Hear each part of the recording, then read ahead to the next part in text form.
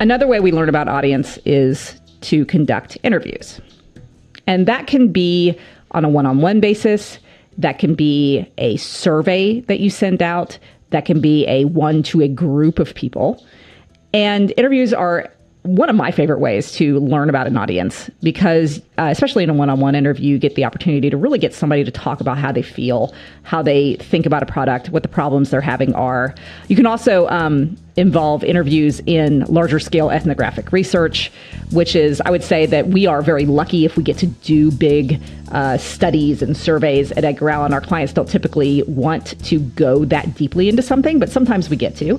And it's very exciting to get that level of information. But mostly what I'm doing is conducting a handful, 5, 10, maybe sometimes more, 15 to 20 to 30-minute interviews with a single person. And so over time, I've developed a whole arsenal of tips to try to get that to go well. And I think that could be another article or another conversation entirely. But here's a few of sort of my best tips on interviews and getting information out of people. So first, you want to focus on open-ended questions, not closed questions. And what that means is if you can imagine somebody answering with a single word, usually yes or no, that's a closed-ended question.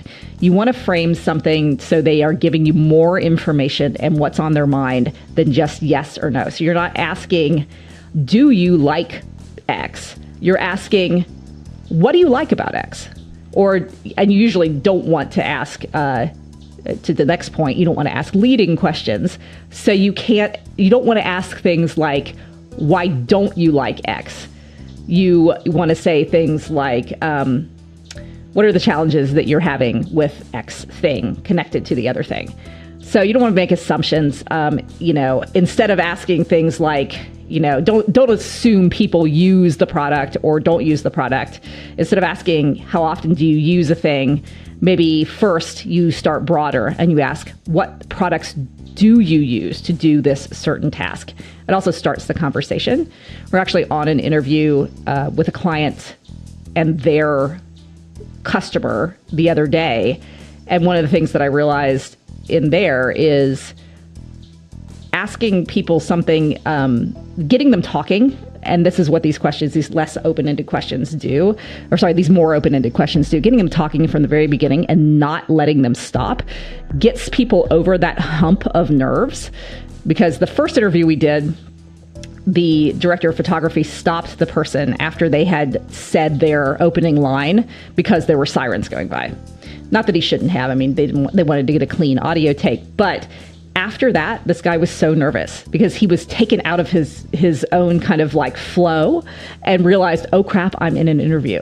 So if you ask open-ended questions and just keep asking open-ended questions, you're going to get great answers from people and get them comfortable with talking to you. I also often start with something really basic, like, if it's an interview for a business-to-business client, I'll say, hey, what is your connection with X company that I'm interviewing with? Or, how long have you been there? And they'll start talking and then just kind of keep going. In terms of number 3 here, I have goals, not specific questions in mind.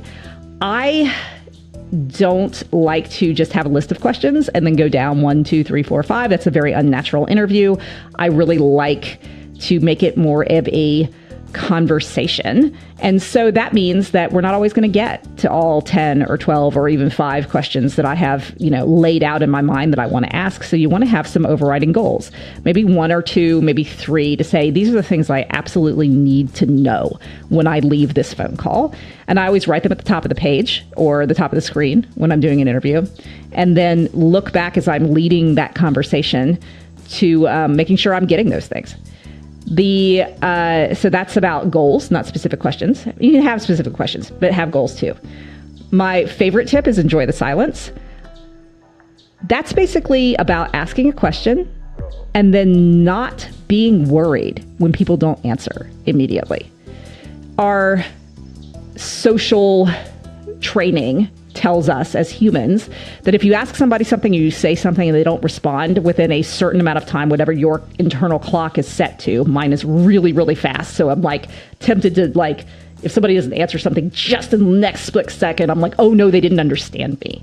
Or I need to rephrase that. Or maybe they don't want to answer that question. Like all of those things go through your mind. As an interviewer, you have to like push that aside and be really comfortable with uncomfortable silence. The longer you sit there, the more people will talk. And that is not just about asking a question and then not, changing the question or repeating yourself or trying to clarify before they can even get their head around it. That's about having them answer and then waiting some more. Because what you want is what's not just the top of people's minds. You want what's underneath. And everyone, I promise you, that you interview, if you practice this, they will be more uncomfortable with filling the silence than you are. So let them fill it. You don't have to do most of the talking. Just wait and somebody will say something awesome. And then the last thing is like, just don't jargon it up. Use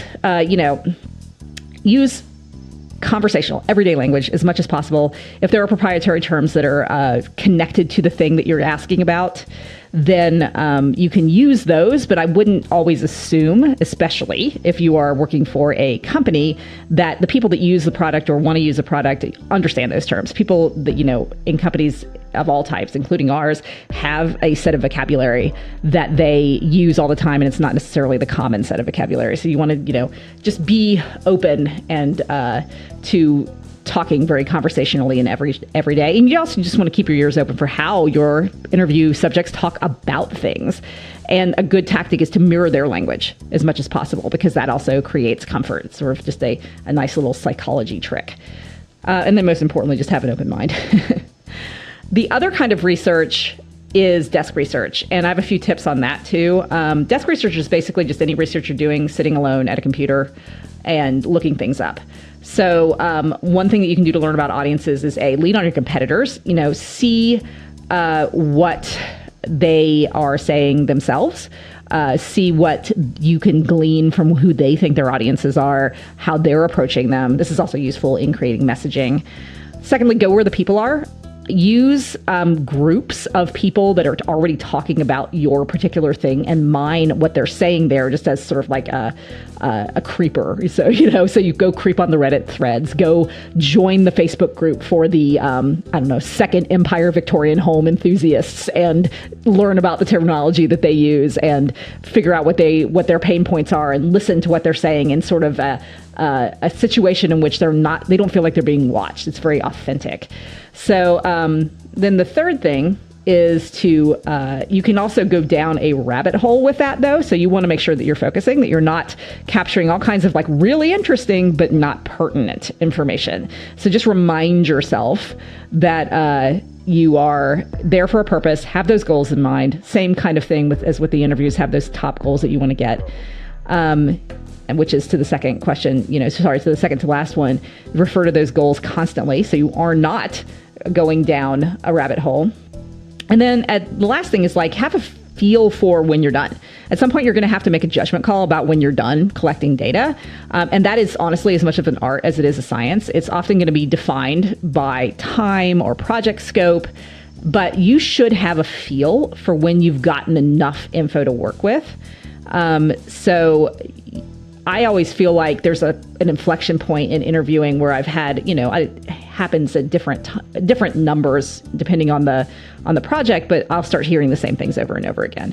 And you'll say, okay, well, you've captured whatever that is. You've got that piece of information down. If you think you're missing in another quadrant, you can kind of keep going. But at the point that you start hearing the same themes and there aren't hearing any new ones, you can probably tell yourself that you're done at that point.